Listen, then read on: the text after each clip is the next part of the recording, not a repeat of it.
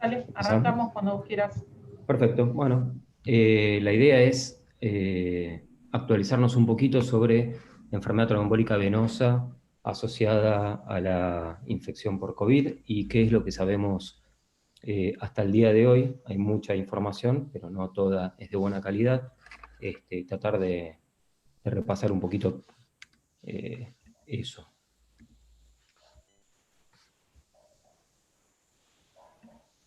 ¿Cuál va a ser el objetivo? Revisar los mecanismos de inflamación e inmunotrombosis, evaluar cuáles publicaciones se hicieron hasta ahora y cuáles son relevantes y qué tipo de calidad tienen esas publicaciones, y repasar cuál es la tromboprofilaxis adecuada, según los expertos, en los diferentes ámbitos y para las diferentes severidades de pacientes, ambulatorios, internados, terapia intensiva, quirúrgicos o pacientes que estuvieron internados y se van de alta.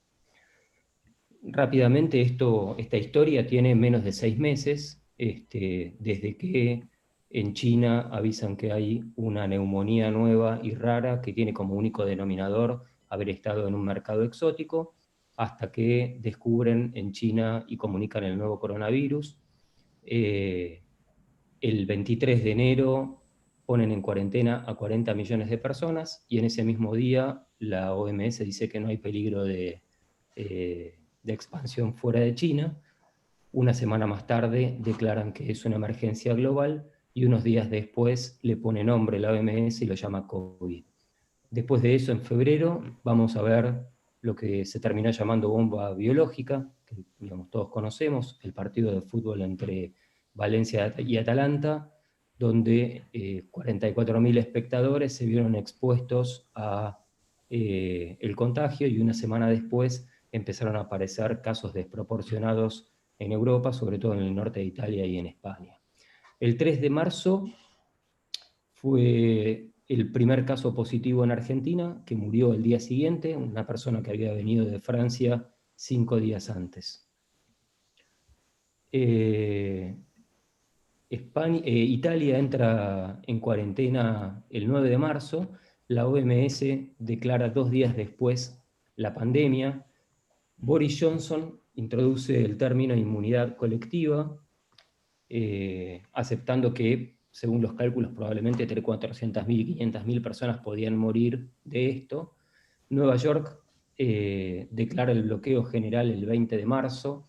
Hace 2 meses que Estados Unidos lidera el ranking de contagiados y de muertos, ahora en este momento con más de 105.000 muertos.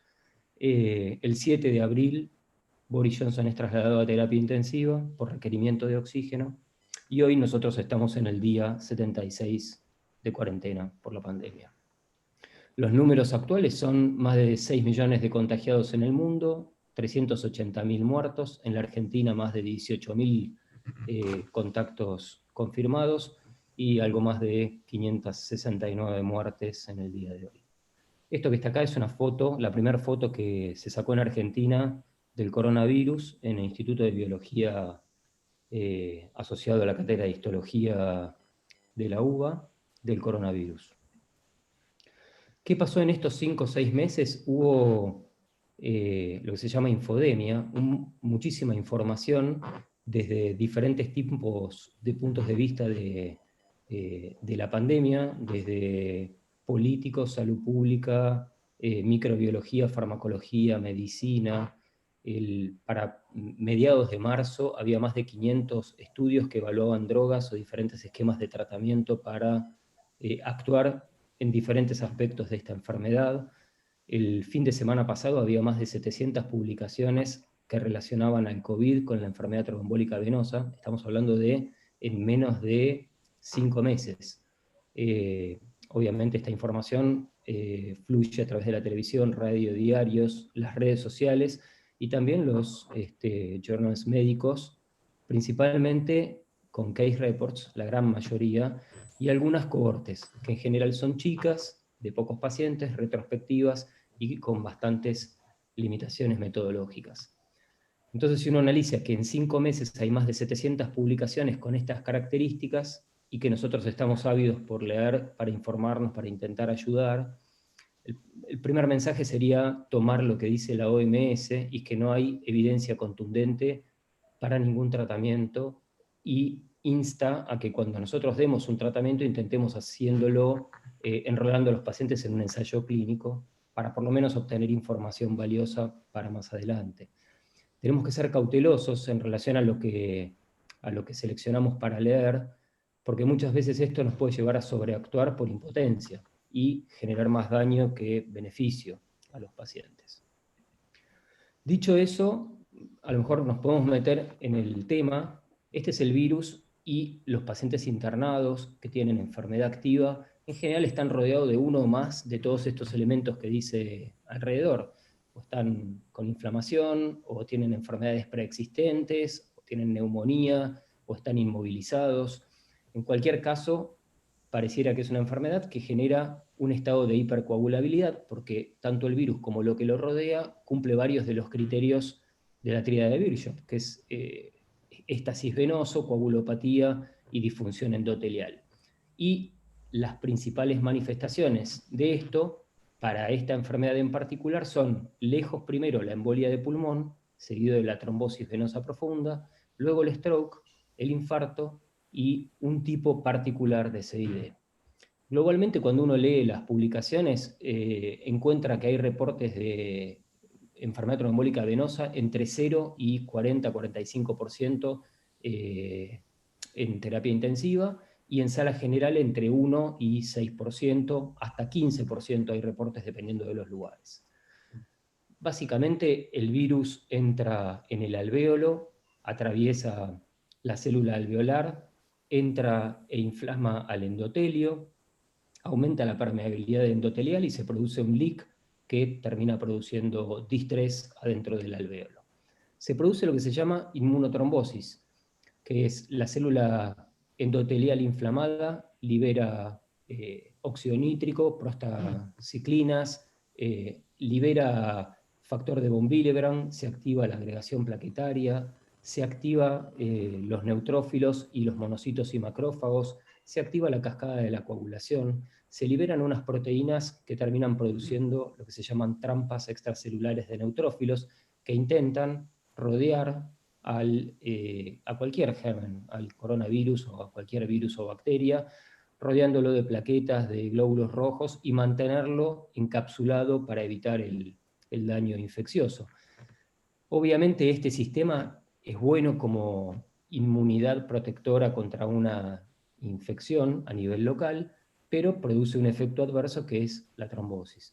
Y esa trombosis va a ser la misma que va a empeorar la injuria endotelial y va a generar más hipoxemia. El problema cuando uno trata de reducirlo a una parte y decir que tiene, digamos, que esto es trombosis o tromboembolismo de pulmón, es reducir el problema y ser simplistas. Es un problema complejo que involucra una infección, una respuesta inmune mayor o menor dependiendo del paciente y una trombosis asociada.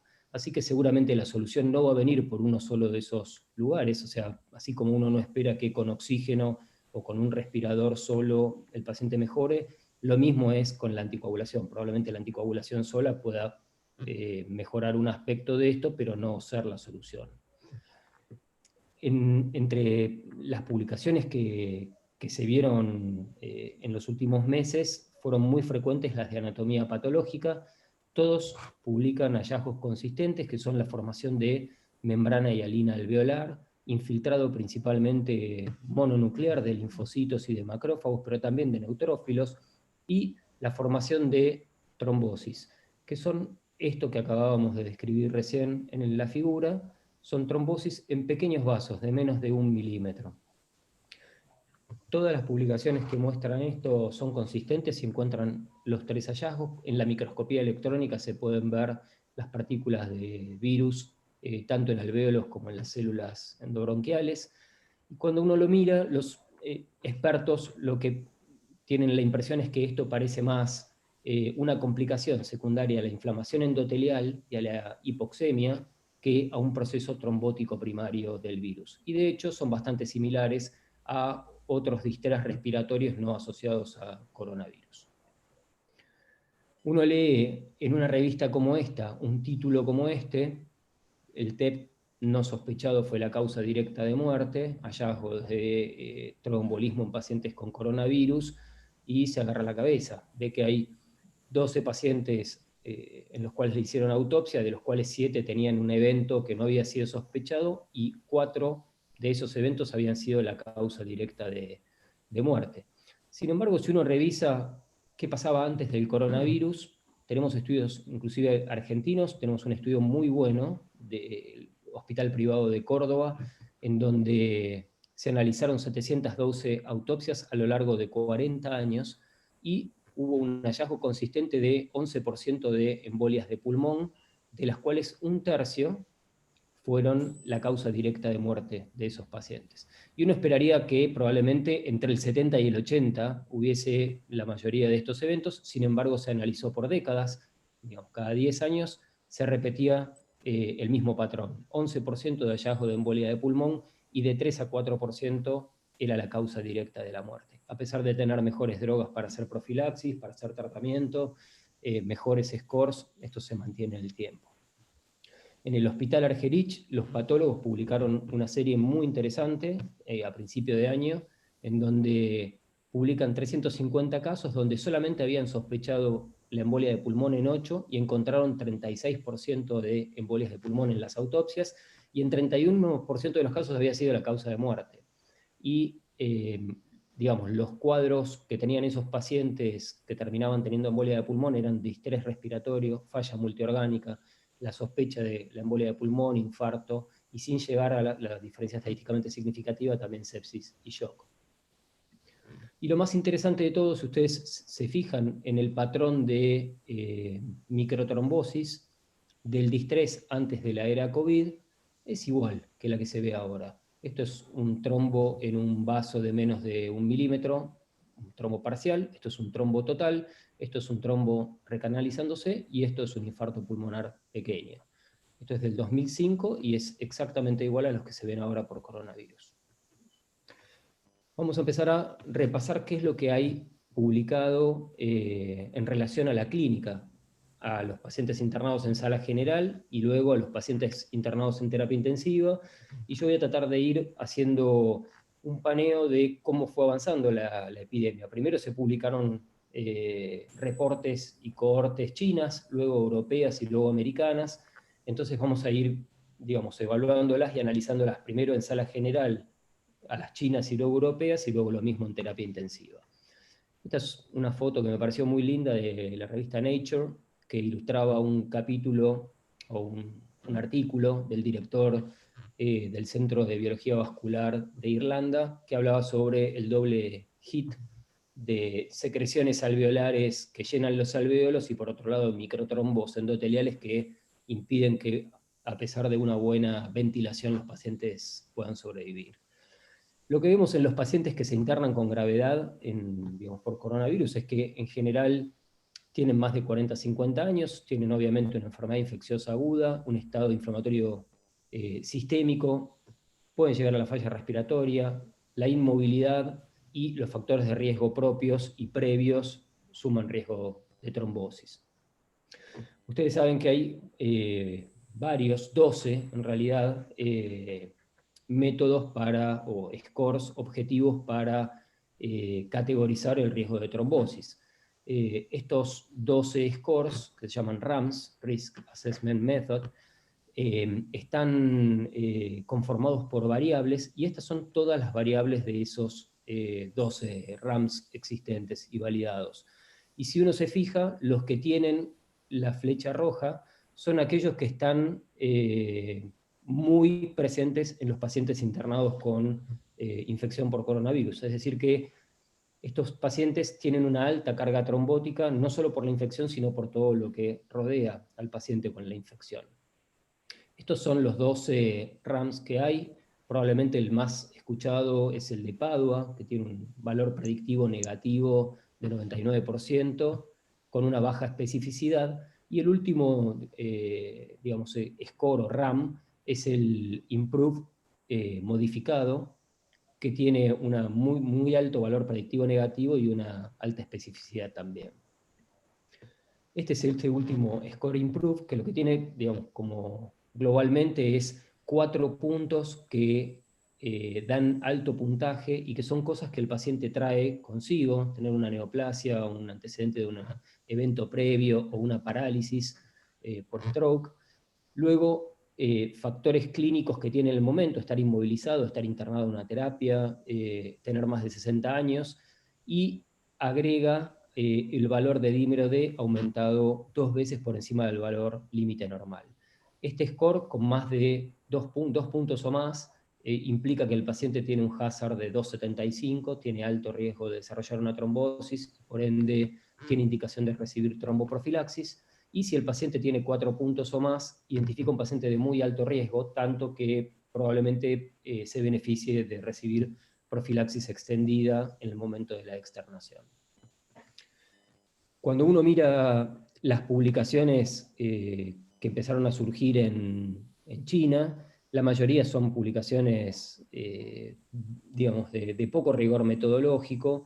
Esta a lo mejor es una de las más completas, pero para que vean la calidad de lo que se publica. Esto es muy citado, Wang, de Lancet, 1.100 pacientes, es un estudio hecho por lo que sería el Ministerio de Salud chino, y ellos lo que hacen es retrospectivamente analizar el score de Padua en estos 1.100 pacientes, y encuentran que tienen más de 4 puntos, que es decir, es un score de riesgo alto, al 40% de los pacientes. Uno esperaría que pacientes con este puntaje de score de Padua tengan alrededor de un 11% de eventos, y eso implica para esta población que probablemente hubiera 40 a 45 pacientes con eventos tromboembólicos venosos. No están descriptos los pacientes que tuvieron eventos tromboembólicos venosos, solo está hecho el score. Sí que los pacientes tienen más edad cuando tienen más riesgo. Si ustedes se fijan, de todos modos, la edad de los pacientes es una edad entre 42 y 52 años. Tienen más riesgo de sangrado, el 11% de estos pacientes sangran con sangrado mayor, más requerimiento de unidad de terapia intensiva, de ARM, y mayor mortalidad por COVID o por sus complicaciones. Sí resulta interesante dos cosas de este paper. Lo primero es, solamente el 7% habían recibido tromboprofilaxis. Y lo otro es la alta incidencia de riesgo de sangrado mayor, que se vio asociado a estas variables que están acá, y que si uno las mira, las del lado izquierdo son variables que también se asocian a trombosis. En Europa empezaron a venir publicaciones tanto de terapia intensiva principalmente, como de sala, y este es uno de los a lo mejor estudios mejorcitos, uno de Milán, de 362 pacientes, de los cuales 314 se internaron en una sala general, y la incidencia de eventos tromboembólicos venosos fue de 3,8%. Para que tengan una idea, la incidencia que tenemos en el hospital italiano de pacientes clínicos de eventos tromboembólicos es de 2%, o sea que esto duplica al valor que tenemos en nuestro hospital, y la incidencia en esta cohorte de TEP fue de 2,5, es muy alta. Y si se fijan, es casi el doble o un poquito más en los pacientes de terapia intensiva. De todos modos, lo más interesante, a pesar de, digamos, más allá de las cifras, es el timing. El 50% de los pacientes fueron diagnosticados el TEP dentro de las primeras 24 o 48 horas. Entonces, a lo mejor eso despierta la pregunta de si estos pacientes tuvieron una embolia de pulmón precoz a pesar de recibir dosis de tromboprofilaxis, porque todos estos pacientes estaban con tromboprofilaxis, los europeos. Entonces, acá es donde se dividen básicamente las opiniones. Hay algunos que piensan que esas dosis son bajas porque desarrollaron una embolia de pulmón a pesar de esas dosis, y hay otros que lo que piensan es que la embolia de pulmón ya estaba presente en el momento de la internación y que no se diagnosticó, se le puso tromboprofilaxis en lugar de tratamiento anticoagulante, y entonces, digamos, esto es importante definirlo porque cambiaría. Por un lado, uno debería pensar en aumentar las dosis de profilaxis, y en el otro escenario uno debería pensar en poner anticoagulación en dosis full. Contrastando a estos hallazgos de las cohortes, les muestro una revisión sistemática que hizo el doctor Jiménez, es un neumonólogo que es especialista en enfermedad trombólica venosa, español, y él hizo una revisión sistemática de lo que se publicó en estos meses, tanto para sala general como para terapia intensiva. Y en sala general encontró que hay trombosis venosa profundas reportadas con una incidencia del 0 al 42%, fíjense la dispersión, pero con una media del 1%, y el tromboembolismo pulmón va entre 0,8 y 2,4% con una media de 2%. Si uno toma en conjunto el 1 y 2% y lo compara con los estudios pivotales que fueron los que se realizaron para confirmar o demostrar la eficacia de las heparinas de bajo peso molecular o del fondaparinux contra placebo para prevenir eventos tromboembólicos venosos en pacientes clínicos internados en una sala clínica, vemos que ese valor de 1 y 2% se parece mucho al del estudio PREVENT, que es 2,8%. Es más bajo que lo que se veía en estos grupos, 10,5%, 5%, y eso es porque en el estudio Medenox y en el estudio Artemis se consideraban a los pacientes con eventos sintomáticos y también a los pacientes que tenían eventos venográficos. Se los estudiaba por screening a todos. Entonces, la incidencia de eventos asintomáticos era muy alta, inflaba este valor, pero este es un valor más cercano a lo que uno esperaría en la realidad. Este dato es del 2004. En relación a qué es mejor, si la heparina de bajo peso molecular o la no fraccionada en pacientes internados en sala general, tenemos un metaanálisis que compara la enoxaparina con la heparina no fraccionada y claramente es más eficaz con igualdad de eventos de seguridad. Así que eso es un poco lo que vemos en sala general. En terapia intensiva, de nuevo, el patrón es, empiezan a publicarse, digamos, muchos trabajos en China, y la mayoría tienen, digamos, son similares a estos. Son trabajos que se publican en revistas muy prestigiosas y de alto impacto, como la JTH. Wang y Tang son muy citados. O sea, fíjense que a pesar de que les voy a contar que son trabajos que dan poca información y de, digamos, calidad baja, son los trabajos que se están citando más desde hace meses. Y este, por ejemplo, habla de la alta prevalencia de enfermedad trombólica venosa en los pacientes internados en terapia intensiva por neumonía por coronavirus y reporta 81 pacientes con una media de 60 años, en donde todos recibieron algún tratamiento antiviral, pero ninguno recibió tromboprofilaxis, y 20 de esos 81 pacientes, o sea, el 25%, tuvo algún evento de tromboembolismo venoso. La verdad que no es llamativo que un paciente internado en terapia intensiva con la gravedad que tenían estos pacientes, sin recibir tromboprofilaxis, tenga esta incidencia de enfermedad tromboembólica. Parece lógico. De estos 20 pacientes, 8 fallecieron, no se describe cuáles fueron las causas de muerte, lo único que se describe es que eran más añosos, que tenían un dímero D mucho más alto que los que no fallecían y que tenían más linfopenia. Obviamente es un trabajo de baja calidad metodológica con un pequeño número de pacientes de un solo centro y retrospectivo.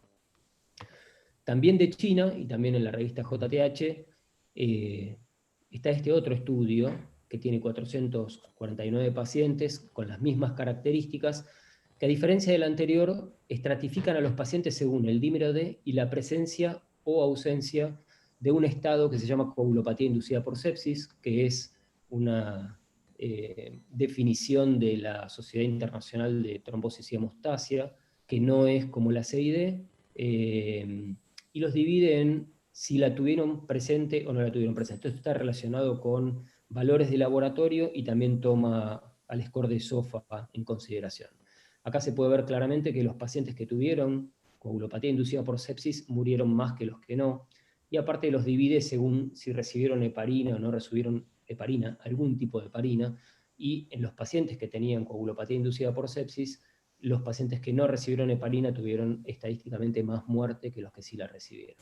Y después se puede ver cómo a medida que va subiendo el dímero D, va aumentando la mortalidad, y si eso se hace estadísticamente significativo en los pacientes que tenían 6 veces o más aumentado el dímero D.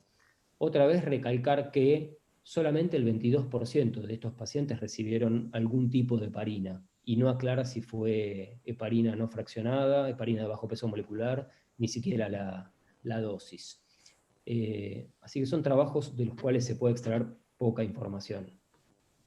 Luego empiezan a aparecer los trabajos europeos. En Alemania tenemos un trabajo que es también una corte, pero prospectiva, en 3 hospitales, en 3 terapias intensivas de 3 hospitales, de pacientes similares a los anteriores, con neumonía por COVID. En total reclutaron 184 pacientes, en donde todos recibieron tromboprofilaxis, y el evento final buscado era la combinación de eventos vasculares, venosos, TBP y TEP, sumados a los arteriales, stroke o infarto. Y la tasa de incidencia fue elevada, 31% a los 28 días. Principalmente por eventos de embolia de pulmón. En todos los casos fueron distales, los más grandes fueron eventos segmentarios. Hubo 3 trombosis venosas profundas, pero una sola de miembro inferior, el resto eran las otras 2 asociadas a catéteres, y 3 eventos de accidentes isquémicos transitorios. Acá los autores discuten que, como todos estos pacientes recibieron tromboprofilaxis y tuvieron una incidencia de eventos vasculares muy altos, ellos hacen pensar o reflexionan sobre la dosis intermedia, sin aclarar cuál es la dosis intermedia, de tromboprofilaxis. Sin embargo, la dosis que estos pacientes recibieron de nadroparina es una dosis que se usa para pacientes de muy bajo riesgo. Y esta dosis, que solamente la recibieron los pacientes que tenían más de 100 kilos, como si fuese un ajuste de dosis por peso, es probablemente la dosis que debería haber recibido un paciente con las características de los pacientes que están en terapia intensiva. Es decir, que a priori uno podría decir que la dosis que usaron de nadroparina era menor que la que uno debería haber usado para esta droga en un paciente con estas características. Y por otro lado, los autores terminan concluyendo algo así como que en lugar de nadroparina habría que dar enoxaparina en dosis doble a la habitual, pero no se entiende muy bien por qué hacen esa conclusión, porque en ningún momento en los resultados hubo pacientes con enoxaparina. En Francia, un estudio también similar en las características de los pacientes al anterior, 150 pacientes, el evento más frecuente fue la embolia de pulmón, 17%. En estos 150 pacientes se pidieron 100 angiotomografías. Algunas fueron por empeoramiento del estado clínico, pero otras fueron por elevación del dímero D. Es decir, había un protocolo por el cual los pacientes que tienen un dímero D por encima de un valor o lo modifican bruscamente, se les pide una angio-TC. Y encontraron un 25% de embolias de pulmón. Un tercio proximales, un tercio intermedias y un tercio distales. La mediana de tiempo del hallazgo fue a los 5 días, y fue una población con una mortalidad elevada. Todos estos pacientes recibieron tromboprofilaxis. El dímero D, como ustedes pueden ver, está elevado, lo normal es 500 y tienen 2500 de valor, los pacientes que tenían coronavirus, pero si uno lo compara con los pacientes distresados que no tenían coronavirus, tienen el doble de valor de dímero D. De nuevo es un hallazgo totalmente inespecífico, como estamos acostumbrados, el dímero D es inespecífico, y la conclusión de este trabajo vuelve a ser que a pesar de la tromboprofilaxis, el TEP fue frecuente, y sugieren pensar o meditar sobre dosis más altas en estos pacientes.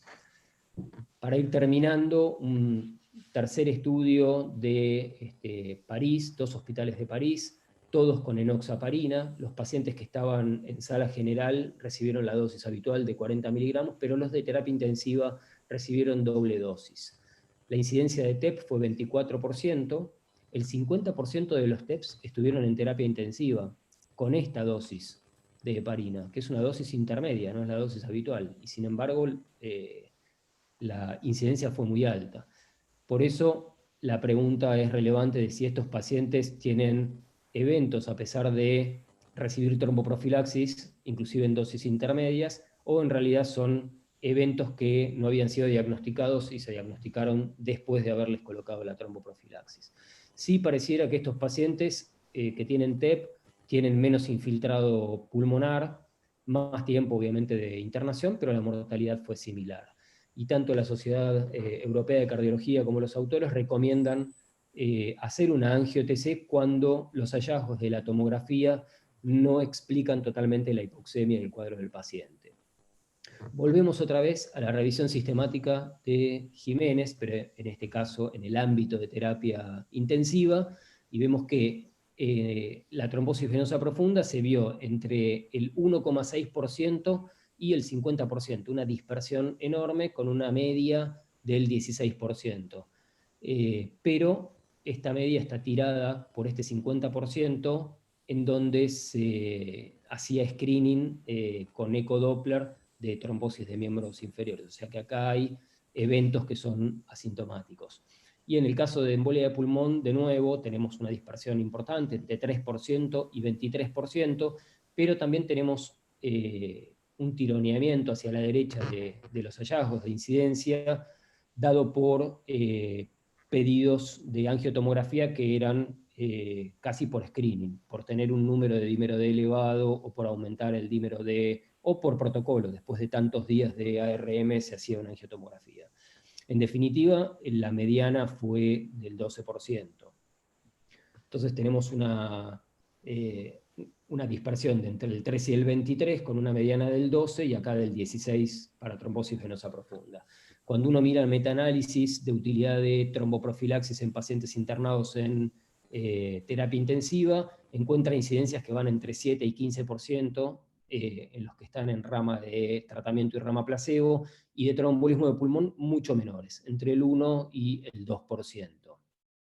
Cuando uno mira otro metaanálisis y lo compara con las cifras que se vieron en esta revisión, se acercan un poquito más los datos. El estudio PROTECT encuentra 5,8% de incidencia como el más bajo, y hay hasta 15% de incidencia en la rama de intervención de trombosis venosa profunda, y alrededor de un 2,3% en los pacientes que reciben profilaxis de tromboembolismo venoso. Seguramente todos escucharon hablar del RIETE, que es un registro español, pero mundial, que tiene más de 100.000 pacientes registrados en todo el mundo. Cuando empezó la pandemia, iniciaron en forma paralela 2 registros más, que eran de pacientes con infección por coronavirus, para evaluar la incidencia de eventos trombóticos y la incidencia de eventos hemorrágicos en este grupo de pacientes. Y la semana pasada habían reclutado ya 2.100 pacientes infectados, de los cuales 7% habían tenido trombosis venosa profunda y 15% habían tenido trombolismo de pulmón. Vale decir que este es un registro que no tiene, digamos, criterios de incorporación, solo el hecho de que los hospitales asociados recluten activamente, y que hay hospitales a donde por protocolo a los pacientes con coronavirus se les hace screening activo de TBP y de TEP. Entonces, lo mismo que les decía en la revisión sistemática anterior está reflejado acá. Probablemente esta cifra sea mayor por hallazgo de eventos tromboembólicos incidentales, o por lo menos asintomáticos. Y sí vale la pena aclarar que el riesgo de sangrado de estos pacientes no es poco. El riesgo de sangrado mayor es de alrededor de 6,2%, y el riesgo de sangrado no mayor, pero clínicamente relevante, es 6,5%. Es decir, que los sangrados son un evento importante. Y los 5 factores que se asocian a sangrar en esta población son tener más de 75 años, tener menos de 60 kilos, un dímero D elevado, pero muy elevado, más de 12.000, estar recibiendo concomitantemente antiagregantes plaquetarios y estar en terapia intensiva. Entonces, la verdad es que pareciera que sí, existe un estado trombogénico en donde hay un aumento en la incidencia de, particularmente, embolias de pulmón, también de trombosis venosa profunda, pero particularmente embolias de pulmón, y que pareciera concentrarse más en el pulmón que en otros lugares del cuerpo, este estado protrombótico, tal vez trombosis pulmonares locales y no tanto embolias, generadas seguramente por el distrés y las alteraciones que genera el virus. Como les decía, no parece ser tan exagerado a nivel de las trombosis venosas profundas, y esto parece ser más predominante en pacientes en terapia intensiva. Hay que tener en cuenta que hay muchos pacientes a los que se les pidió angiotomografía y no fue por parámetros clínicos, fue por dímero D, o por protocolo, o por screening. Entonces uno se pregunta si esto es una visión completa de la realidad o estamos de alguna manera viendo una parte de la realidad. Es una afección que se asocia a mayor tasa de incidencia de eventos, pero también a lo mejor estamos viendo algo de sesgo en el diagnóstico. Ante la pregunta si la tromboprofilaxis es útil o no en terapia intensiva, obviamente sí. La tromboprofilaxis de cualquier tipo reduce en un 50% la TEP y la embolia de pulmón, y la heparina de bajo peso comparada con la heparina no fraccionada reduce todos los eventos, en particular la embolia de pulmón un 50%.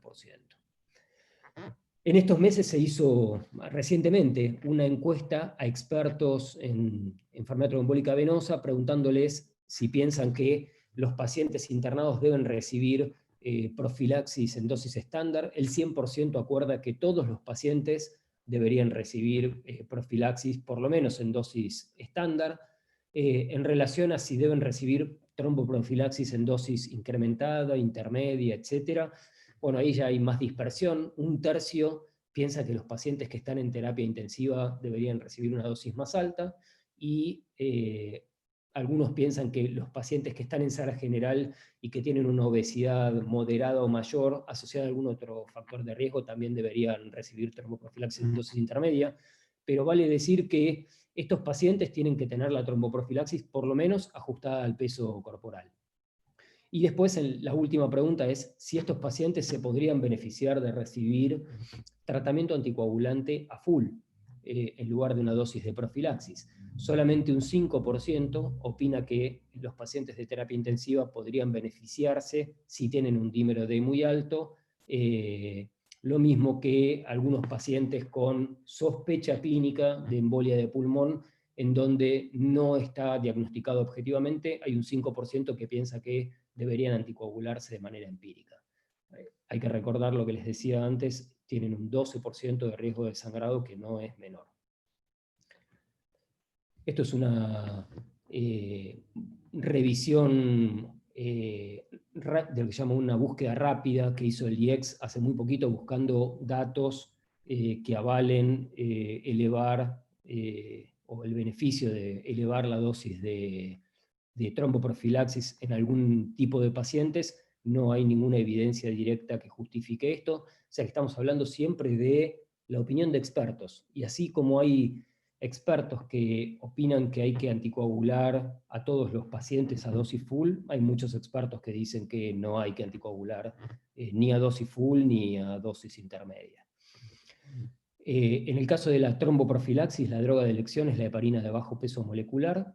Es fácil ajustarla al peso y a la función renal. Hay que aplicarla una sola vez por día para evitar el contacto del personal de salud con los pacientes infectados, y reservar la heparina no fraccionada para el caso de los pacientes con insuficiencia renal severa. En algunos reportes aconsejan seguir, en lugar de con KPTT, con anti-10 activado a estos pacientes. Y en relación a los DOACs, si el paciente los venía recibiendo, lo que está recomendado es switcharlos a heparina de bajo peso molecular, igual que si venían recibiendo antagonistas de vitamina K, y hacerles profilaxis o tratamiento con heparina de bajo peso molecular, y no usar DOACs como profilaxis en estos pacientes. En resumen, hay más o menos un 80% de pacientes que se infecten y van a ser poco sintomáticos, un 15% van a requerir internación una semana en sala general y luego una convalecencia en la casa de 2 semanas. Un 4% va a requerir terapia intensiva con una asistencia respiratoria prolongada, y después van a estar en sala general 2 o a veces 3 semanas más, y después van a tener una convalecencia prolongada en sus casas. Los estudios publicados, la verdad que son metodológicamente bastante limitados, pero coinciden en que hay una incidencia elevada de TEP, principalmente en pacientes en terapia. Entonces, el primer mensaje que a mí me gustaría dejar es que no hay una receta que sirva para todos estos pacientes, que uno debería individualizar a cada uno de los pacientes, tanto en su riesgo trombótico a través de un score, si es posible, objetivo, el de Padua, el IMPROVE, el Caprini, como en su riesgo de sangrado. Y esto debe ser periódico. Estos pacientes cambian el nivel de plaquetas y de función renal todo el tiempo, entonces no solo hay que categorizarlos al ingreso, sino constantemente. Y por eso mismo hay que monitorear las plaquetas, la función renal y el hematocrito. Si uno tuviera que decir globalmente cómo manejar la tromboprofilaxis. En los pacientes que están en sala general se los debería estratificar con algún score que uno esté acostumbrado, y si los pacientes no tienen riesgo y están internados por un motivo epidemiológico, probablemente tengan que tener indicación de deambular dentro de la habitación o hacer ejercicios y nada más. Y los pacientes que tienen alto riesgo por algún score objetivo, recibir heparina de bajo peso molecular, enoxaparina 40 miligramos. En el caso de los pacientes de terapia intensiva, todos tienen indicación de recibir tromboprofilaxis. Lo que hay que estratificar es el riesgo de sangrado. En los pacientes que no tengan un riesgo de sangrado incrementado, tienen que recibir como mínimo enoxaparina 40 miligramos por día, más métodos mecánicos.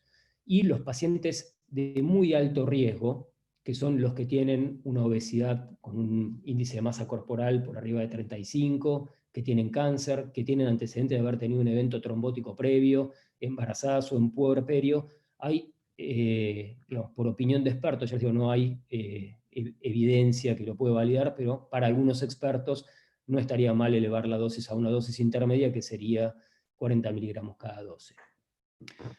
Por otro lado, cuando los pacientes se van de alta, como vimos, estos pacientes que estuvieron en terapia intensiva van a tener una convalecencia muy prolongada. Tienen mucha sarcopenia durante la internación y van a tardar en deambular y en estar bien de nuevo. Entonces a estos pacientes sería bueno hacerles un score de IMPROVE, y a aquellos que tienen muy alto riesgo o que tienen el dímero D muy elevado en el momento del alta, hacer tromboprofilaxis extendida. De nuevo, esto entra en el terreno de opinión de expertos, en donde es todo debatible. Hay algunos expertos que recomiendan hacer 2 semanas de tromboprofilaxis, otros que recomiendan hacer 6 semanas, otros que recomiendan hacerla hasta que el paciente pueda deambular normalmente. Y dentro de las opciones están los DOACs, probablemente el más sencillo sea el rivaroxaban, la dosis habitual, 10 miligramos, o la enoxaparina, 40 miligramos. Hay algunos expertos como Caprini. Yo tuve la oportunidad de preguntarle a él la semana pasada cómo manejaba esto, y él lo manejaba según el dímero D. A los pacientes que se iban de alta con indicación de profilaxis extendida y tenían un dímero D 3 veces por encima de lo normal, les daba 2 semanas de tratamiento con heparina de bajo peso molecular, y después de eso los rotaba a un DOAC. Otra cosa para tener en cuenta que me gustaría dejar como mensaje es tener bajo umbral de sospecha para embolia de pulmón. Por esto de que los pacientes se les hace el diagnóstico de embolia de pulmón muy pronto en el momento en el que están internados. Y entonces a lo mejor uno interpreta que falló la tromboprofilaxis, y en realidad lo que falló es el diagnóstico precoz de embolia de pulmón. No está recomendado de ninguna manera ningún valor de dímero D para gatillar una escalada de dosis ni un nivel de anticoagulación determinado, y tampoco está recomendado hacer screening de TDP con ecodoppler. Y finalmente, Joseph Caprini, también le pregunté cómo manejaba él a los pacientes quirúrgicos, que habitualmente los categorizamos con el score de Caprini. Él lo que hace es adicionar 2 puntos, esto es opinión de él como experto, porque no está validado, adicionar 2 puntos al riesgo quirúrgico que tienen estos pacientes por su score, y en el caso de que el paciente tuviera, además de la infección por coronavirus, un dímero D 3 veces por encima del valor límite superior, un tercer punto, o sea, 3 puntos en total. En definitiva, cuando el paciente ingresa, tenemos que categorizar su riesgo, iniciar una tromboprofilaxis. En el momento en el que el paciente se va de alta, extender esa profilaxis si es que, individualizando el riesgo de ese paciente, digamos, lo merece, y en ese caso definir cuánto tiempo y con qué droga. Bueno, muchas gracias. Muy bueno, Fer. No sé si hay alguna pregunta por Zoom. Si no, mientras tanto te voy haciendo algunas preguntas que surgieron en YouTube, que nos preguntan Vale. qué estamos usando acá en la sala, si tromboprofilaxis sí o no, anticoagulación sí o no, aunque sean casos moderados, y en caso de utilizar heparina que heparina. Mira, como les decía recién, inclusive yo antes de dar esta charla fui a hablar con médicos de terapia y estaban usando enoxaparina ajustada al peso y a la función renal, no dosis intermedias. Entonces, si el paciente es obeso, se aumenta la dosis por el peso, pero no por otra cosa. Y seguramente Paulita Gutiérrez, que debe estar por ahí, debe saber mejor que yo, pero en principio creo que enoxaparina para los pacientes que tienen riesgo. Tal vez los pacientes que están internados más por un motivo epidemiológico que clínico, a lo mejor ni siquiera eso. Perfecto. Julia, Sí, Hernán. ¿podemos preguntar acá desde el aula Mario Ignacio Cámara? Sí, sí, sí. Bueno, lo que yo, Miguel Sassano, después el tono también quiere preguntar. El punto era que, esto para Fernando, la verdad que el porcentaje de pacientes que hacen sangrados asociados a la profilaxis es bastante alto. Lo que vos nos mostraste es qué sangrados hacían.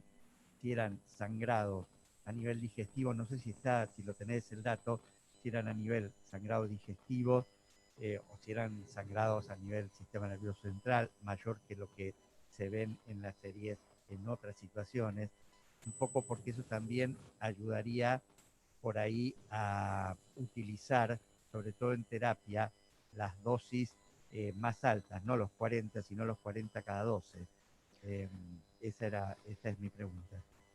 Es muy buena la pregunta, Miguel. En realidad, digamos, el cuadro que yo les estoy mostrando es un cuadro que a mí me llega semanalmente desde el Riete, y son datos muy crudos que no están desglosados digamos, de ninguna manera. O sea, yo no sé si esos pacientes sangraron porque tenían dosis intermedias, si sangraron estando anticoagulados, si sangraron sin estar con dosis de tromboprofilaxis, y tampoco el sitio de sangrado. Solo sé que son un 6,2% de sangrados mayores. Eso, ellos toman la definición del ISTH, que quiere decir un sangrado de cerebro, un sangrado que mató al paciente o un sangrado que requirió 2 unidades de glóbulos rojos o más de transfusión, o que le bajó 2 gramos la hemoglobina, o un sangrado de área crítica como puede ser el retroperitoneo. Pero eso no está descrito, todavía no está, esto es una información muy cruda que no está desglosada, y tampoco sabemos quiénes son los pacientes que sangraron. A lo mejor son pacientes que tenían insuficiencia renal y plaquetopenia y solo por eso sangraron. Sí, Un segundo, Antonio, estaba Hernán antes que quiere preguntar algo y después pasamos a tu pregunta. Hernán. Sí, Fer, bueno, primero, muy buena la charla, te felicito. Pero en relación a, viste, la presentación que haces, bueno, nosotros por ahora, la realidad que tenemos en la sala es que los pacientes que tenemos internados, en realidad, buena parte, probablemente más del 60%, 65%, podrían estar en su casa, digamos, y nunca los tendríamos, ¿no? Exacto. Ahora, digamos, y eso en principio es probablemente a lo que vamos a ir. Ahora, ¿qué considerás, viste, usando el dímero D, más el valor predictivo negativo del dímero D, que tiene, digamos, un valor mayor al 94%, que si vos tenés un dímero D, inclusive por debajo de un valor de corte, sea de 1000 o de 1500, la probabilidad de tener de hacer alguna lesión tromboembólica es baja. Inclusive usarlo solamente como valor aislado sin aplicar el score, número 1. Y número 2, como pregunta, ¿no? Digamos, si en estos pacientes, sobre todo para definir la tromboprofilaxis alejada, es el punto que a lo mejor no sé si estamos haciendo, si le estamos dando tromboprofilaxis, a veces hemos pasado por unidad de cuidado crítico, y también pensar, es un tipo que en general pasó 20 días o más por terapia intensiva, tanto en el piso, en donde ya desde el punto de vista de su enfermedad ya la pasó, pero con creces. En realidad, digamos, lo que estamos viendo nosotros es lo que quedó del paciente después de tanto componente inflamatorio, si vale la pena en ese paciente la alta, siendo que lo que le queda es menos el componente inflamatorio directo del virus y más el componente de la internación prolongada, definir ahí tromboprofilaxis alejada, o en realidad en ese punto no sirve. No, a ver, creo que te entendí con, digamos, con muchos cortes la pregunta, se cortó varias veces, pero te voy tratando de responder lo que creo que me preguntaste. La tromboprofilaxis extendida es para ese grupo de pacientes que o al ingreso o durante la internación, cuando se van recategorizando, entran en muy alto riesgo y no pueden caminar cuando se van de alta. Y aparte, muchos tienen obesidad, que es una obesidad con desnutrición, porque están sarcopénicos, y a lo mejor tienen otros factores de riesgo, y en esos te diría que casi independientemente del dímero D, probablemente requieran una tromboprofilaxis extendida. La verdad es que hoy por hoy no hay ningún dato que avale ni ponerla ni no ponerla, ni cuánto tiempo, ni basándose en qué. Es solamente opinión de expertos.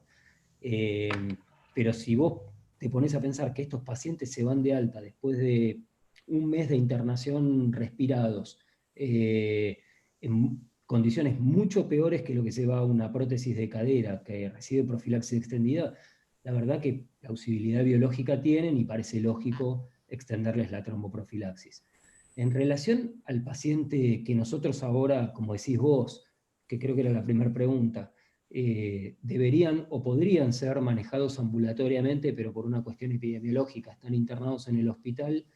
Los reportes que nosotros tenemos para leer de eso son los pacientes que se manejaban ambulatoriamente en Europa, que no se internaban, o en el momento en el que, digamos, estaba todo sobrepasado, no se internaban.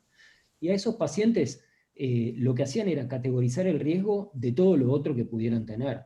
Si eran pacientes a lo mejor muy ancianos o con algún otro factor de riesgo que justifique que el paciente va a estar metido en un lugar chico, va a caminar poco porque a lo mejor tiene fiebre o una gripe fuerte, y eso le puede incrementar en algo el riesgo, se les da profilaxis ambulatoria, pero son pacientes muy seleccionados. La mayoría probablemente nada, caminan adentro de su casa como si tuviesen una gripe y nada más. Tienen que ser pacientes que reúnan algún criterio extra a su gripe por coronavirus que les permite tener, digamos,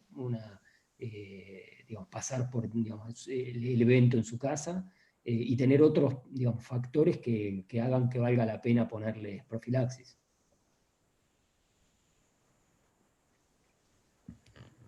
Hola. Sí, Fer, yo te quería hacer dos preguntas.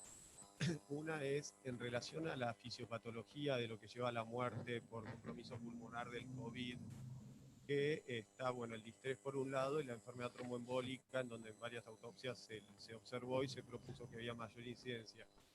Un poco digamos, el pensar esto probablemente, para pensar esto probablemente nos serviría comparar las incidencias de tromboembolismo de pulmón en pacientes con distrés no COVID con aquellos pacientes con enfermedad tromboembólica pulmonar dentro del distrés COVID. Eso no sé si vos lo tenés medido, porque si uno viera que la incidencia es similar, uno decía, bueno, el tromboembolismo está porque el paciente está inflamado y distresado, y si hubiera una gran diferencia, decís, bueno, habrá alguna fisiopatología que le suma morbilidad y genera más trombolismo. Esa es una de las preguntas. Y la segunda, los niveles prácticos. Vos dijiste que hay que tener bajo umbral para la sospecha de enfermedad tromboembólica, pero el paciente que ya está grave y pasa es porque está desaturando, disneico. Si tener en cuenta la ausencia de imagen radiológica de ocupación o de infiltrado es un dato realmente útil, o si son muy pocos esos pacientes como para tener esto en cuenta y no tendríamos que estar prácticamente haciéndole tomografía con angiotomografía a todos los que se pusieran en situación de gravedad y pasaran, porque la mayoría va a tener infiltrado, o bueno, si tenés esta respuesta. Mira, en relación a tu primera pregunta, como te decía antes, los datos varían un montón, de 2 a 40% de incidencia de TEP. Leí un solo artículo que comparaba distrés por COVID versus distrés por no COVID, y ese artículo decía que había 6 veces más de riesgo en los pacientes con coronavirus que en los pacientes que no. Pero de nuevo, yo no sé si ahí el diablo no mete la cola y los pacientes no están sesgados en cuanto al diagnóstico y se les hace más angio-TC que antes. La verdad que no tengo una respuesta concreta para darte para eso. Puede ser que exista la posibilidad de que haya un estado trombogénico que aumente en algo la incidencia, pero a mí me da la sensación de que son pacientes distresados que tienen altísimo riesgo por el distrés per se. Y tu segunda pregunta, ¿cuál era, Tono? No, la de la sospecha en paciente que pasa terapia, sí, si sí. la placa... Sí, lo que te recomiendan es que si la placa o la TC, la imagen que tuviera el paciente, a vos no te parece que pueda justificar el cuadro clínico de hipoxemia, tiene que estudiarse. Y el dímero D no te va a servir para nada acá, porque, digamos, como siempre que es positivo, el dímero D no sirve. Un paciente que está grave, el dímero D va a estar alto por un montón de causas, más allá de la embolia de pulmón. Yo me parece que lo que hay que tener es bajo umbral de sospecha. Pensar que estos pacientes, por estar distresándose, aparte evolucionan rápidamente mal, por estar distresándose, tranquilamente pueden tener una embolia de pulmón asociada, amén de que pueden tener una sobreinfección bacteriana asociada y también hay que tenerlo en cuenta y tratarlo. Pero tener poca evidencia radiológica con cualquier método te tiene que bajar todavía más el umbral para pensar en embolia de pulmón. Yo tengo una pregunta. ¿Quién habla? Augusto Ferrari, ¿cómo estás? Una pregunta un poco dirigida a lo que mencionó también el doctor Freisas. ¿Nos sirve a nosotros, por ejemplo, los residentes que estamos en la guardia, aplicar un score de Wells, por ejemplo, a estos pacientes? ¿Hay algo escrito de eso? ¿De cómo están funcionando los tests que ya conocemos para predecir enfermedad tromboembólica en los pacientes con COVID?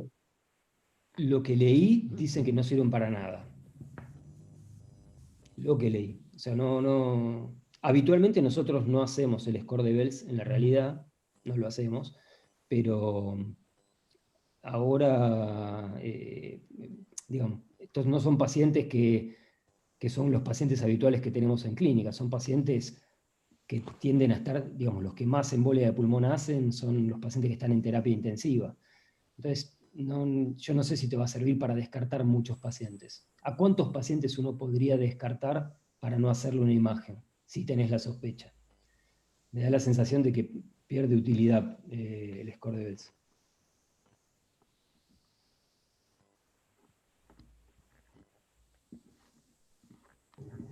¿Alguna pregunta más? Si no, vamos a ir cerrando. Bueno, mil gracias, Fer, buenísima la charla. Bueno, muchas gracias. Saludos. Chao.